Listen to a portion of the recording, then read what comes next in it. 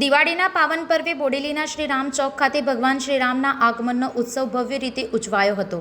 શ્રી રામ મંદિર ખાતે મહાઆરતીનું આયોજન કરવામાં આવ્યું હતું, જેમાં ગામના અગ્રણીઓ અને સંસ્થાઓએ સહભાગિતા દર્શાવી હતી. સમગ્ર નગર દીવડાઓની ઝળહળ રોશનીથી ઝગમગી ઉઠ્યું હતું, જ્યારે આકાશમાં રંગબેરંગી આતિશબાજીએ ઉજવણીને વધુ ભવ્ય બનાવી. બોડેલીમાં ધાર્મિક ઉત્સાહ અને આનંદની લાગણી છવાઈ હતી.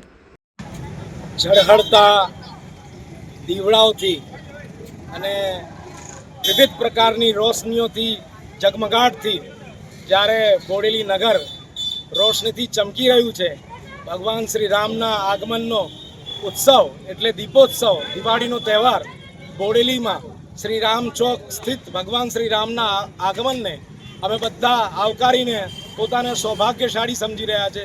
ખૂબ સુંદર મહાઆરતીનું આજે આયોજન થયું. બોડેલી નગરના અગ્રણીઓ તેમજ વિવિધ સંસ્થાઓના લોકો એમાં જોડાઈને ખૂબ સુંદર મનમોહક આરતીનું આયોજન થયું અને ખૂબ આતિશબાજી સાથે આ ઉત્સવ, એમ સમજો કે અયોધ્યાની એક નાનકડી ઝાંકી અહીંયા આગળ થઈ હોય. બોડેલીના બધાના પ્રભુ શ્રી રામના આશીર્વાદ એમને મળ્યા છે, એ અમે સૌભાગ્યશાળી છે. જય શ્રી રામ. આ દીપાવળીની આપ સર્વને ખૂબ ખૂબ શુભકામનાઓ. બોડેલીથી સંવાદદાતા સાથે અભિપ્રાય ન્યૂઝ, વડોદરા.